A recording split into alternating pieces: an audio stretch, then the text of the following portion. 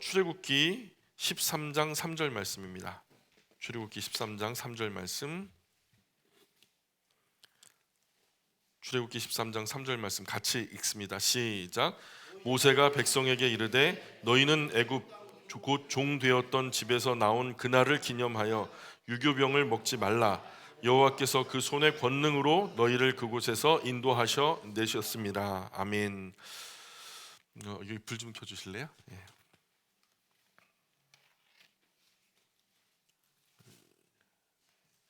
화면 좀 전환시켜 주시면 감사하겠습니다.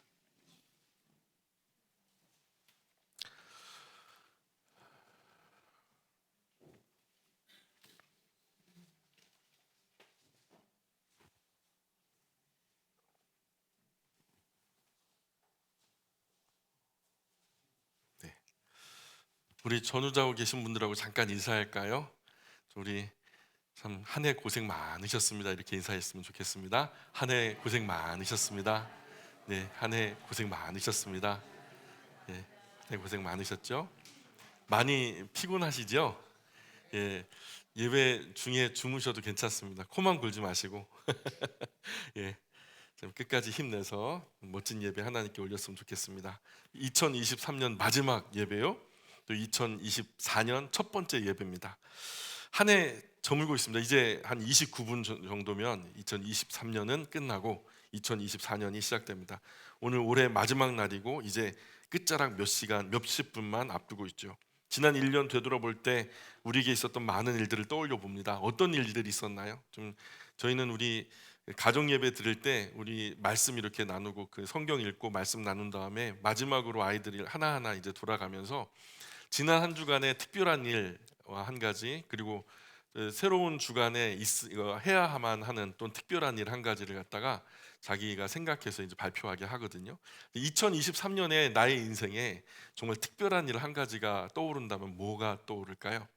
또 2024년에 내가 꼭 해야만 하는 일들 중에서 한 가지를 꼽으라고 한다면 무엇이 있나요? 그 모든 행사가 하나님 안에 있기를 소망합니다. 참 우리가 1년을 되돌아볼 때 우리에게 있었던 많은 일들 중에 잘한 것도 있겠지만 후회되는 것도 참 많은 줄 알아요. 그러나 무엇보다도 지난 1년의 시간 속에서 우리가 절대로 잊지 말아야 될 것은 하나님의 구원과 보호와 인도하심에 대한 감사입니다.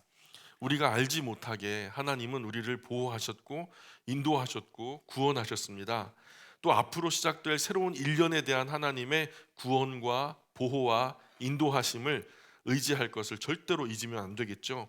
그런 의미에서 오늘 우리는 이스라엘 백성이 430년 동안 종살이하던 이집트에서 해방되어 나오던 그 마지막 한순간을 이 시간 잠깐 생각해 보려고 합니다.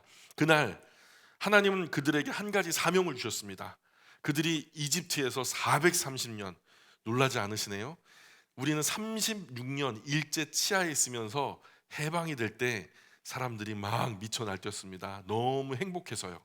그런데 430년 동안 노예가 되었던 이들이 풀려나면서 하나님께서 이들에게 종살이하던 이집트에서 해방되어 나오던 그 마지막 순간, 이 순간을 잊지 말아라, 절대로 잊으면 안 된다 하면서 그들에게 한 가지 사명을 주셨는데요. 즉 유월절을 매년 지켜라.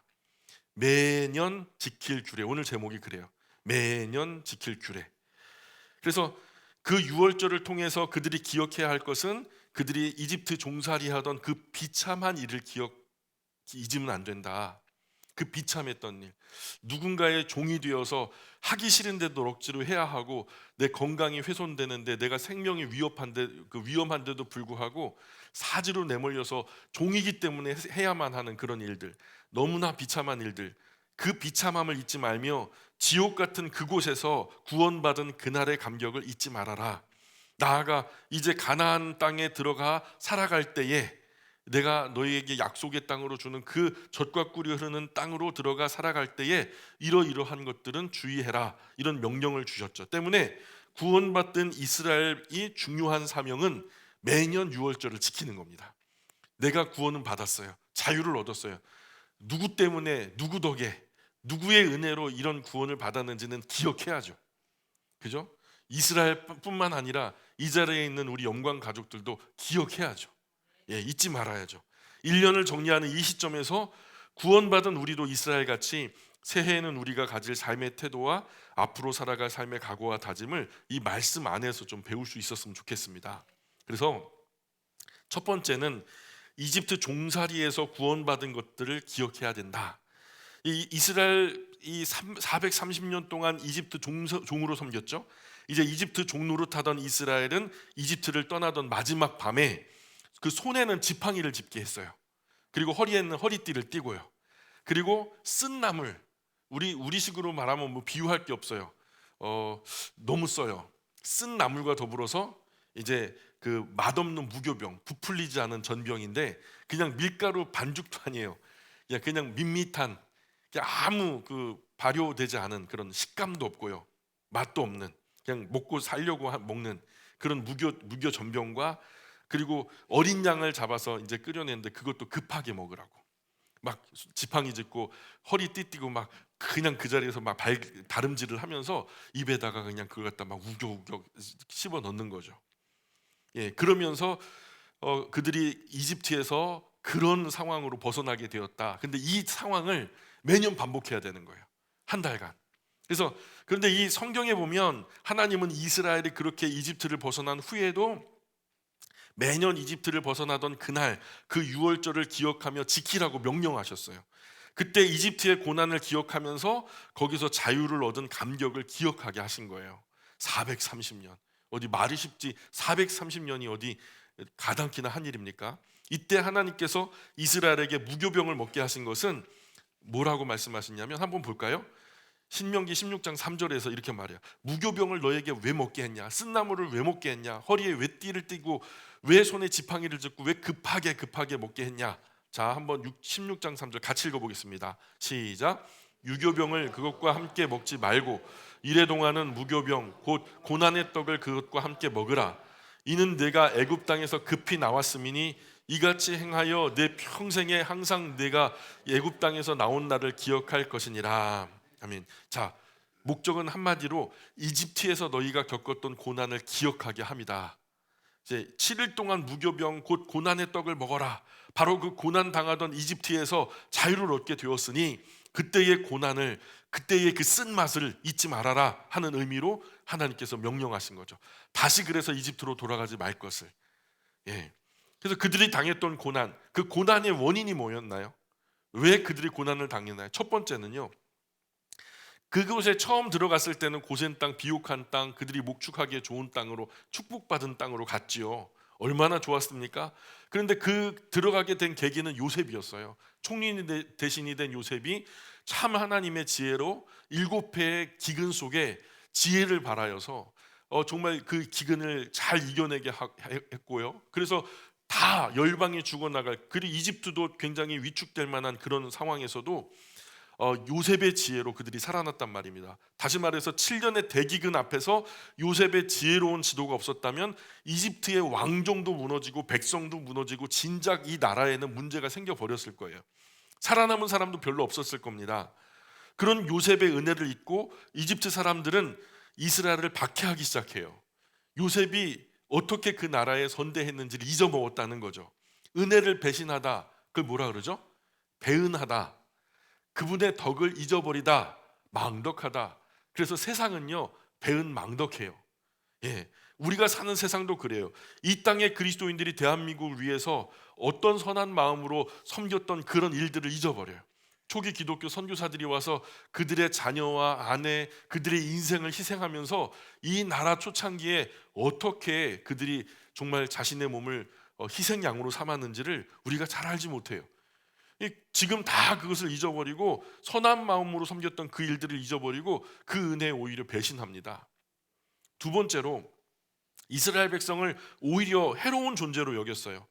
해로움을 넘어서 그들이 두려워합니다. 종인 이스라엘을 두려워해요. 그래서 이스라엘이 번성하는 세력을 축소시키려고 별의별 꼼수를 다 하죠. 그리고 세 번째로 이집트는 이스라엘을 영원히 종으로 삼으려고 했어요. 그래서 하나님의 은혜로 이스라엘의 인구는 점점 많아지죠. 박해하면 할수록 막 못살게 구면 못살게 구는 대로 더 강해지고 더 번성하고, 이에 이집트는 정말 위급하게 생각하죠. 정말 이 대적들이 쳐들어오는 그 위급한 날, 나중에 이스라엘이 등을 돌려서 그 세력들과 함께 합세해서 이집트를 역공격하면은 우리는 다 끝나는 거 아니냐, 위험하지 않겠냐. 그래서 자기들의 강력한 통치 아래 억압하며 통제하고 싶어 해요. 그래서 이집트는 이스라엘이 자기들의 통제권을 벗어나 떠나는 것을 두려워하죠. 그 결과 이스라엘에는 엄청나게 큰 고난이 시작됩니다. 첫 번째 고난은 어떻게 시작되냐면 무거운 세금을 줘요. 그들이 감당할 수 없는 무거운 세금과 더불어서 이스라엘의 생활을 위축되게 시도하는 거예요.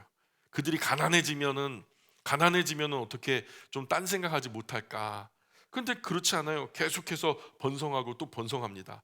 두 번째로 아주 무거운 중노동, 노동 위에 노동을 더하죠. 그래서 이스라엘로 국고성 비돔과 람셋을 건축하게 하죠. 이를 건축하기 위해서 흙 이기기와 벽돌 굽기, 농사일을 동시에 감당하게 해요. 나중에는 벽돌을 여상이 바치기 위해서 널 지푸라기도 주지 않으면서 노동을 하게 해요. 그러면 인력이 빠져나가면서 일은 2배로 더 힘들어지는 거거든요. 그러면서 수량은 똑같이 상납하게 하고, 그러니 날이 갈수록 이스라엘이 감당해야 할 노동의 무게는 점점 무거워지죠. 그래도 이스라엘의 수가 점점 늘어나요. 열심히 노동을 하니까 아버지들도 튼튼해지고 어머니들도 튼튼해져서 더 많이 낳고 더 번성해요. 그래서 이제는요, 그 핍박이 직접적이고 노골적이고 폭력적으로 나타납니다. 어떻게 나타나느냐? 낳은 아기 중에 아들은 다 죽이게 해요. 나일강에 던져버리래요. 악어밥으로 주래요. 이것이 바로 이스라엘 백성이 살았던 이집트였어요. 여기 살면 소망이 있을까요? 이스라엘 백성이 이집트에 계속 살면 소망이 있을까요? 이집트의 이런 폭력 아래 몇 세대만 살다 보면 남자 아기는 이스라엘 안에 한 명도 남아있지 못할걸요? 그야말로 씨가 마르는 거죠. 씨가 마르는 거죠. 성경의 표현대로라면 꺼져가는 등불이요 꺾여진 갈대죠. 그냥 기다리면 죽는 거예요. 누군가의 도우심 없으면 죽는 거예요. 이런 상황에서 누가 도우시죠? 여호와 하나님이 도우시죠. 그들을 건져 구원하시죠. 그래서 하나님은 십계명 서론에서 뭐라고 말씀하시냐면, 나는 너희를 애굽의 종 되었던 집에서 인도하여 낸 너희 하나님 여호와라. 예. 이 언약의 개요를요, 첫 번째 무는 말을, 여는 말을요, 나는 너희를 애굽의 종 되었던 집에서 인도하여 낸 너희 하나님 여호와라, 이렇게 하나님께서 자신의 신분을 밝히고 있어요. 우리는 이제 이집트에서 구원된 것들을 기억해야 된다는 거예요. 하나님의 창조와 섭리 속에 살면서 하나님의 은혜를 모르고 제멋대로 제 맘대로 살아가는 세상에서 건져주신 하나님을 기억해야 돼요. 요는 뭐냐? 또 우리 죄로 말미암아 영원히 악한 사탄의 종로로 탈 영원한 저주와 고통에서 구원받은 이 사실을 우리는 평생 잊지 말아야 된다는 거예요. 더 나아가 우리는 오늘 이 험악하고 고통스러운 현대판 이집트, 저와 여러분이 살고 있는 이 세상은 한마디로 현대판 이집트입니다. 한번 따라해 보실까요? 현대판 이집트. 우리에게 우호적인 것 같죠? 우리에게 잘해주는 것 같죠? 살기 좋은 것 같죠? 절대 그렇지 않습니다. 영적으로 우리가 보면 우리를 가만히 두지 않아요. 점점 그 핍박의 강도가 강해질 겁니다. 결국 우리의 자손들을 희생시킬 거고요, 우리 스스로도 그들에게 완전히 점령될 때까지 그들은 멈추지 않을 거예요. 우리가 이 현대판 이집트에서 지난 1년을 보호받으면서 지내왔다는 것은 기적입니다. 우리의 신앙 지키면서 매주일 성경책 끼고 예배당에 나오면서 하나님께 예배하면서 지난 한 해를 지내온 것은 참 감사할 일이에요. 오늘 우리는 이 현대판 이집트, 하나님의 은혜를 하찮는 것으로 여겨요. 이 이집트가 그랬던 것처럼 처음에는 간접적이고 소극적으로 유혹하거든요. 근데 하나님을 위해 사느니 세상 위에, 자기 행복 위에, 자기만을 위해 살도록 미혹해요. 인생 100년 미만 짧게 사는데 이것저것 다 가지고 어떻게 행복하게 살 수 있겠어? 이 시간 아껴, 너를 위해서, 세상을 위해서. 그러면서 우리를 유혹하죠. 다음에는 그리스도인들의 정신과 신앙을 파괴합니다. 그래서 타고난 재능, 곧 하나님의 영광을 위해서 쓰여져야 할 그리스도인의 신앙과 그 달란트까지, 은사까지 세상살이만을 위해 써야 된다라고 유혹하죠. 그 좋은 머리도, 그 좋은 재능들도 다 자기를 위해서, 세상을 위해서 쓰게 만들어요. 그렇게 학생들은 학교와 학원으로 내몰리고, 그렇게 엄마 아빠들은 직장으로 내몰리고, 그렇게 매일 반복되는 중노동으로 애나 어른이나 정신 못 차려요. 정신 못 차려요. 그렇게 하나님을 향한 충성과 봉사와 순종까지 다 빼앗고 다 파괴합니다. 하나님 위에 살 수 있는 눈꼽만큼의 여유도 없도록 우리를 숨막히게 만들어버려요. 그래서 차라리 한번 예배당 빠지고 말지, 그러면서 점점점 거리 나게 하고, 더 나아가 그 모진 중노동으로 건강까지 파괴하고 수명까지 단축시키고, 직장에 충성하는데 일 끝나면 가족 돌볼 새도 없고, 하나님 앞에서 자신 돌아볼 여유도 없이 지쳐 잠들기 바쁘고, 직장에 수십 년 근속하고 퇴직하니까 몸에 생긴 질병 돌보느라 여력이 없고, 현대판 이집트는 우리 그리스도인의 신앙과 생활을 다 뺏어버려요. 세상이 요구하는 대로 그대로 맞춰가다 보면 하나님 영광에서 살 시간이 단 1분 1초도 남지 않아요. 그리고 이 현대판 이집트는요, 우리 자녀까지 노예로 볼모로 삼으려고 해요. 더 나아가 그들의 정신을 지배하려고 해요. 그리스도인으로 하여금 선택받은 백성인 것을 잊어버리게 만들어요. 이 세상이 다인 것처럼 그렇게 생각하게 만들어버려요. 세상과 똑같아질 때까지 계속해서 그들은 세속화시키려고 노력하고 유혹해요. 또 그리스도인 스스로 세상과 짝하여 살다가 구별된 그리스도인임을 일부러 잊으려고 해요. 막 각박하게 힘들게 어렵게 살다 보니까 하나님이 계시다는 것을 기억하는 것이 너무 괴로워요. 내가 신앙인이라는 것이 너무 부담스러워요. 그래서 야고보는 이렇게 말해요. 이런 세상의 유혹을 잘 알아서 야고보는 이렇게 우리에게 권면하고 있어요. 같이 읽어볼까요? 시작. 간음하는 그리스도인들이여, 세상에 벗된 것이 하나님의 원수 되는 것임을 알지 못합니까? 그러므로 누구든지 세상과 벗이 되려 하는 사람은 스스로 하나님과 원수 되려 하는 것입니다. 아멘. 예레미야는요, 이스라엘에게 이집트의 우상을 섬기지 말라고 경고해요. 우리는 바로 이런 현대판 이집트에서 얼른 빨리 속히 나와야 돼요. 우리는 지난 1년 이런 현대판 이집트 한가운데서 살았거든요. 2023년 이 중에 누구 하나 빠짐없이 현대판 이집트 한가운데에서 그들 가운데 살아왔어요. 이곳에서 우리를 건져내어 하나님 백성 삼으신, 그래서 이곳에 따로 모인 이 거룩한 성도, 거룩한 무리는요, 하나님의 구원받은 무리예요. 그 은혜를 우리 마음 깊이 묵상하고 기억해야 되는 거예요. 그래서 두 번째로 따라해 볼까요? 시작. 여호와 하나님의 인도하심을 기억해야 한다. 출애굽 사건은요, 하나님께서 자기 백성을 구출하신 사건이에요. 그 사지에서 구원해내신 사건이에요. 이 구원 사건의 계획이 누구에게 있었죠? 이 구원 계획이 누구에게 있었죠? 하나님께 있었죠.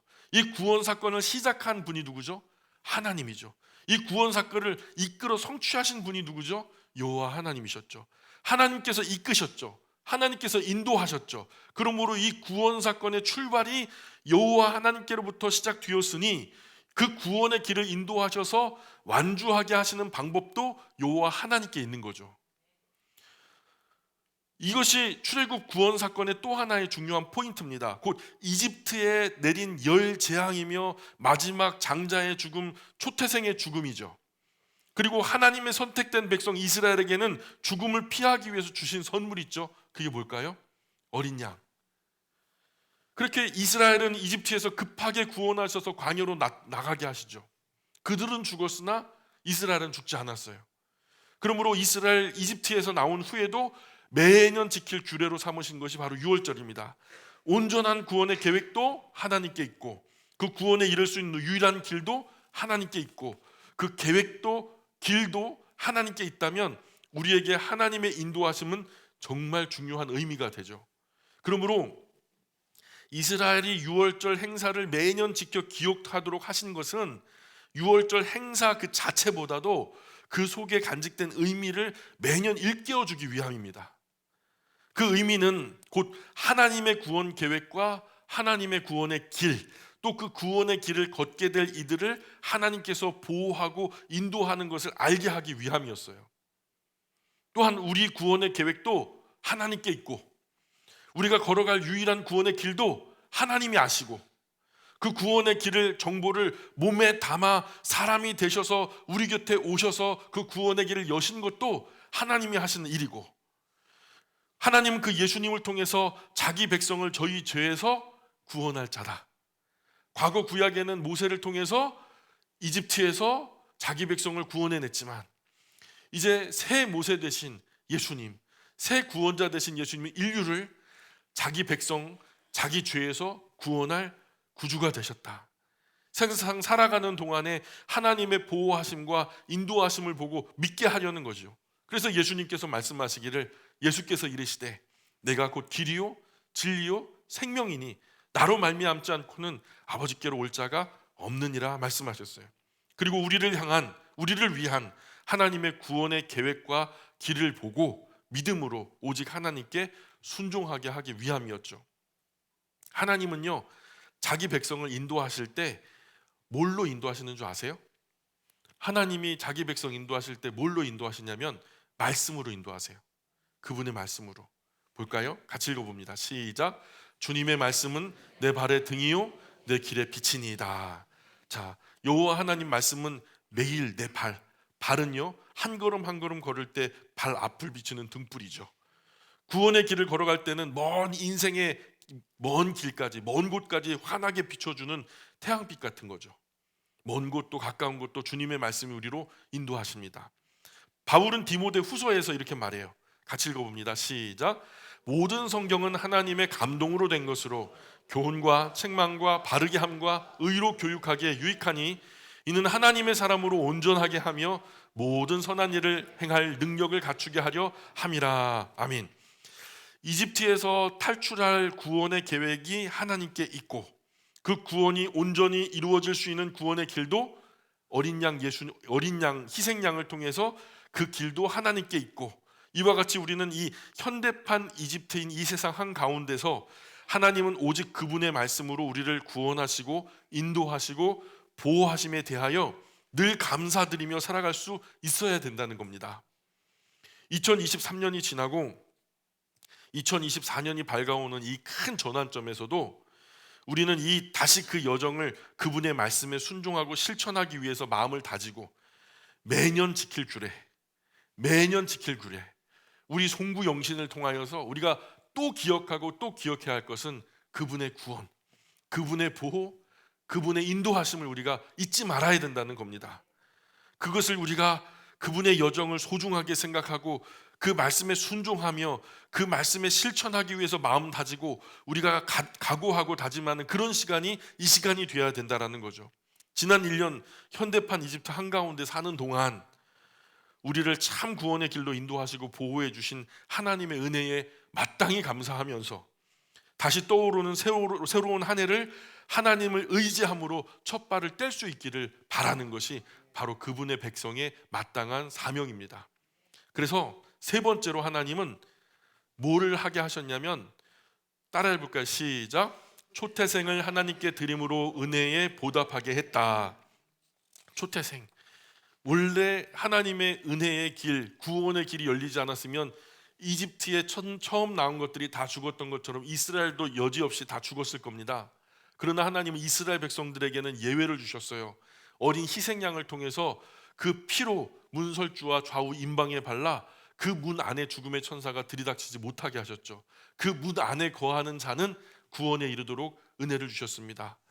이스라엘 백성 이집트에 나올 때 그 어린 양을 잡아 피로 그 고기는 다져 먹고 힘을 얻고 그 피는 발라 죽음의 천사가 훼손하지 못하게 하고, 저들이 하나님께 준비해 주신 그 구원의 계획과 구원의 길을 힘차게 걸어 나갈 수 있도록 대책을 세우신 것도 하나님이시죠. 반면에 이집트의 처음 장자와 처음 난 초태생은 사람과 짐승을 막론하고 하나 빠짐없이 예외 없이 다 죽어버렸죠. 그 후로 하나님은 이스라엘 백성을 자신의 장자로 삼으신다고 말씀하시는 거예요. 그래서 이스라엘에 남은 모든 장자와 모든 초태생은 언제나 다 하나님의 것으로 삼았어요. 이스라엘 민족이 모든 민족을 대표한 하나님의 장자 나라, 제사장 나라로 삼으신 것도 그런 이유입니다. 너는 내 거라는 거예요. 나 없었으면 넌 죽었다는 거죠. 꺼져가는 등불, 꺾여진 갈대 같은 존재였다는 거죠. 우리 신세도 마찬가지예요. 미말의 난자 같은, 죄인 중에 괴수 같은 나 같은 사람을 건지고 건져 나를 구원하셔 하나님의 자녀 백성 삼아 주시고 오늘 이 자리에 앉아 하나님 예배하는 하나님의 백성 삼으시니 얼마나 감사합니까? 구원의 반열에 선 것만도 얼마나 큰 은혜입니까? 이같이 이집트에서 구원받은 이스라엘 초태생은 신약시대 구원받은 그리스도인으로 나타나요. 우리는 바로 영적으로 이스라엘이에요. 우리는 초태생이에요. 하나님께서 우리를 하나님의 것으로 구별하셨어요. 정말로 그런가 볼까요? 히브리서 12장 23, 24절 읽어봅니다. 시작. 하늘에 기록된 장자들의 모임과 교회와 만민의 심판자이신 하나님과 및 온전하게 된 의인의 영들과 새 언약의 중보자이신 예수와 및 아벨의 피보다 더 나은 것을 말하는 뿌린 피니라. 여기서 우리를 뭐라고 표현하냐면 교회와 더불어서 같은 동급으로 같은 의미로 해석되는 것이 바로 하늘에 기록된 장자들의 모임이다, 이렇게 말해요. 하늘에 기록된 장자들의 모임, 이것은 이스라엘의 구원인 어린 양이 예표인 예수 그리스도가 희생양으로 죽임을 당함으로 우리가 구속받은 것이기 때문이죠. 그래서 우리는 그분의 것인 거죠. 베드로전서 1장에도 똑같이 말씀합니다. 1장 18절 19절 시작. 너희가 알거니와 너희 조상이 물려준 헛된 행실에서 대속함을 받은 것은 은이나 금이나 없어질 것으로 된 것이 아니요 오직 흠없고 점없는 어린 양 같은 그리스도의 보배로운 피로 된 것이니라. 아멘. 자, 여기서도 오직 흠없고 점없는 어린 양 같은 그리스도의 보배로운 피로 된 것이다. 오늘 그리스도인이 예수님의 죽음으로 대신 용서받은 것도 흠없고 점없는 어린 양 예수의 보배로운 피 흘림으로 이루어진 것이라는 것을 말씀하는 거예요. 한낱 세상의 사람이 누군가 나를 대신해서 죽었다 해도요, 그 남은 평생 동안 잊혀지지 않습니다. 나 대신에 죽은 사람 때문에 먹을 때마다 체한 것 같고요, 내가 함부로 살면 안 될 것 같고요. 그런데 하나님의 아들 하나님이 나를 위해서 피를 흘리셨어요. 희생양이 되셨단 말이죠. 나를 구원하시기 위해서. 고린도전서 6장 19절에는 또 이렇게 말씀합니다. 같이 읽어볼까요? 시작. 너희 몸은 너희가 하나님께로부터 받은 바 너희 가운데 계신 성령의 전인 줄을 알지 못하느냐? 너희는 너희 자신의 것이 아니라 값으로 산 것이 되었으니 그런즉 너희 몸으로 하나님께 영광을 돌리라. 아멘. 예수님의 희생으로 그분의 피값으로 용서받았으니 그리스도인은 주님의 것이 되었다라고 선포합니다. 자, 사도행전 20장 28절에서도 시작. 여러분은 자기를 위하여 또는 온 양떼를 위하여 삼가라. 성령이 그들 가운데 여러분을 감독자로 삼고 하나님이 자기 피로 사신 교회를 보살피게 하셨느니라. 아멘. 이스라엘의 초태생이 하나님의 소유인 것과 같이 신약시대 그리스도인들은 예수 그리스도의 피값으로 피로 값주고 사서 그분의 소유 삼으셨다라고 말하는 거예요. 그러니 나는 누구 거다? 나는 누구 거다? 예수님 거다. 나는 내 것이 아니다. 나는 내 것이 아니다. 내 인생 내 것이 아니다. 하나님 것이다. 일을 해도 내 일이 아니에요. 공부를 해도 다 하나님을 위해서 해야죠. 살아도 죽어도 하나님 위해서 살고 죽어야 하는 게 맞죠. 또한 초태생은 거룩하게 구별하여 여호와 하나님께 드려져야 했던 것처럼 신약시대 구원받은 그리스도인도 자신을 거룩하게 구별하여 하나님께 드려야 된다는 거예요. 베드로전서 1장에서 이렇게 말해요. 같이 읽어볼까요? 시작. 오직 너희를 부르신 거룩한 이처럼 너희도 모든 행실에 거룩한 자가 되라. 기록되었으되 내가 거룩하니 너희도 거룩할지어다 하셨느니라. 우리 그리스도인은 하나님께 그 소유권이 있음을 분명히 고백해야 돼요. 신약시대 그리스도인은 이제 세상 것이 아니거든요. 악한 사단과 더러운 귀신들의 것도 아니에요. 물론 그리스도인 각자 자신의 것도 아니에요. 오직 하나님 거예요. 나는 하나님 거다 고백할 수 있겠어요? 예? 한번 해볼까요? 나는 하나님 거다. 정말요? 하나님의 소유권을 주장하면 하나님 회수권을 발하시면 어떡할까요? 아멘 할 수 있을까요? 오직 하나님의 인격적인 교제를 나누며 하나님이 거룩하시기 때문에 자신을 악으로부터 구별할 줄 알아야 된다는 거예요. 나는 내 것이 아니니까. 그리스도인은 거룩하게 구별된 자신을 하나님께 살아있는 제물로 바쳐야 된다는 거예요. 하나님께 바쳐질 제물이 얼마나 거룩하게 구별된 귀중한 존재여야 할까요? 로마서 12장 1절에는 이렇게 말해요. 같이 읽어보겠습니다. 시작. 그러므로 형제들아, 내가 하나님의 모든 자비하심으로 너희를 권하노니 너희 몸을 하나님이 기뻐하시는 거룩한 산 제물로 드리라.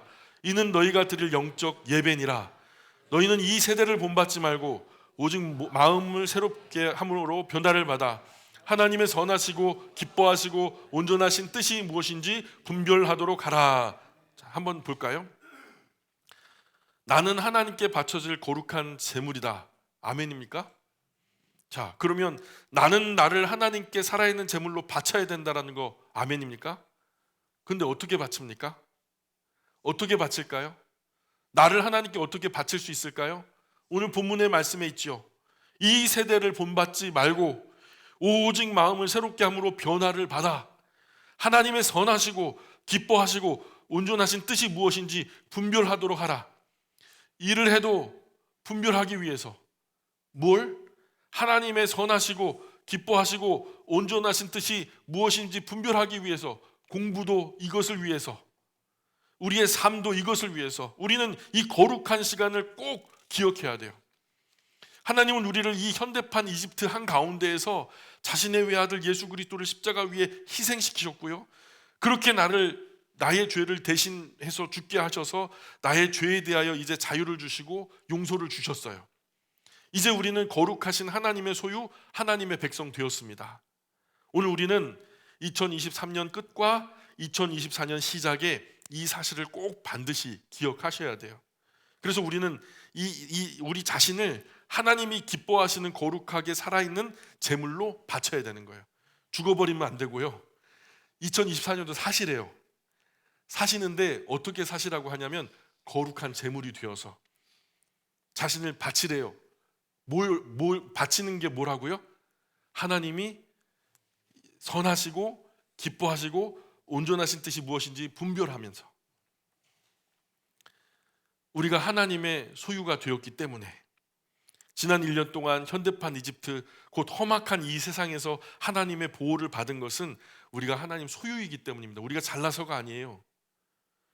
우리는 하나님의 소유예요. 나는 하나님 거예요. 이거 확신하셔야 돼요. 예수님은 우리를 자기의 피로 사셔서 순결과 진리로 보존하셨어요. 우리를 자신의 살아있는 제물로 삼으신 거예요. 그러므로 우리는 예수님의 십자가 은혜 아래 지켜주시고 보존된 것을 기억하셔야 돼요. 그리고 우리는 바로 그 제물의 순결함을 끝까지 지켜내며 살아야 됩니다. 그러므로 너희 몸을 하나님이 기뻐하시는 거룩한 산 제물로 드려라. 왜냐하면 그것은 너희가 마땅히 드려야 할 영적 예배이기 때문이다. 올해부터 그렇게 살아야 되겠다가 아니에요. 원래 그렇게 살아왔어야 되는 거예요. 작년에도 태어나는 순간부터 사람이라면 하나님 앞에서 그렇게 살아왔어야 되는 거예요. 우리 그리스도인은 이 하나님 말씀 원리 안에서 지난 1년을 반성하고 회개하며 새로운 한 해의 문을 열어야 합니다. 우리는 지난 1년 이집트와 같은 쇠풀무 가운데 살아왔어요. 이제 죄악으로 관영하고 험악하기 그지없는 세상 한가운데서 하나님은 우리를 그 죄악에서 건져주셨어요. 특별히 불러내어 구별된 거룩한 무리, 성도 만들어주셨죠. 그래 우리를 구원하신 거죠. 그리고 오늘도 하나님은 우리를 그분의 말씀으로 인도하십니다. 그리고 하나님은 우리를 자신의 거룩한 소유, 살아있는 제물로 여기셔서 지금도 보호하고 계세요. 그러므로 이제 우리는 우리 앞에 주어진 새로운 1년 동안 이런 하나님의 은혜 앞에서 하나님께 감사하면서 하나님만을 의지하면서 살아있는 제물로 자신을 경건하게 하나님 앞에 구별하여 드려야 됩니다. 각 가정, 개인을 성전 삼아 제물과 제사장의 직무를 다하는 거룩한 한 해 되시기를 주님의 이름으로 축복합니다. 그런 우리 영광의 모든 가족 되셨으면 좋겠습니다. 우리 기도할까요? 귀하신 하나님, 하나님의 은혜와 사랑, 보호하심과 인도하심, 구원하심에 감격하여서 이스라엘이 구약 시절 이집트에서 건져주신 하나님을 매년 기억하며 감사의 절기를 지켰던 것처럼 오늘도 저희들에게 이 송구 영신을 통하여 또한 시작이 있으면 끝이 있다는 것을 가르쳐 주시고 저희 인생도 짧게 100년 미만 지속되는 가운데에 매일매일 끝을 향하여 하루하루 다가감을 인식하게 하시면서 우리의 유한함 속에 하나님의 크신 교훈으로 또한 오늘 말씀하여 주시니 고맙습니다. 이 인생 자체가 나의 것이 아니요 하나님의 것임을 다시 한번 인식하게 하셨고, 이제 저희가 마치 이스라엘 백성들이 구원받은 그 은혜를 잊지 않기 위해서 매년 반복해 하나님의 구원과 인도하심과 보호하심을 찬양했던 것처럼, 저희가 이 시간 두 손 들고 하나님을 향하여 찬송하며 경배하오니 하나님 저희의 영광 받아 주옵소서. 이제부터 2024년 첫 순간, 첫 시간, 이 시간부터 2024년이 다 저물 때까지 마치 짧은 저희의 인생과도 같이 이 1년을 하나님을 향해서 열심히 다름질할 수 있도록 도와주시고, 살아있는 제물로 제사장들의 전제와 같이 저희 자신을 하나님께 부어드림으로 아름답고 영광스러운 제물 될 수 있도록 은혜 베풀어 주옵소서. 그래서 2024년 송구영신 때는 한아름 영광의 열매를 하나님 품에 안겨드리며 기쁨과 감격 속에 예배하며 찬송하는 모든 영광 가족 될 수 있도록 은혜를 베풀어 주옵소서. 하나님, 이 시작도 하나님의 것이요 끝도 하나님의 것이니 그 내내 인도하여 주시고 내내 동행하여 주시기를 간절히 소망합니다. 그러한 소망과 믿음 가지고 주님 앞에 달려나온 사랑하는 하나님의 가족들, 하나님을 귀하게 여겨 귀한 물질로 하나님께 봉헌 드리오니 기쁘게 받아 연락하여 주시고, 숨은 곳에서 하나님만 아시는 은밀한 봉사와 헌신으로 수고한 지난 2023년 한 해의 모든 수고와 노력을, 땀과 눈물을 주님께서 기억하시고 하나님 나라의 값진 것들로, 이 땅 위에 기름진 것들로 채워주시기를 간절히 소망합니다. 오직 하나님만 영광 받으셨으면 좋겠습니다. 감사하며 예수님 거룩하신 이름 의지하여 기도합니다. 아멘. 우리 찬송가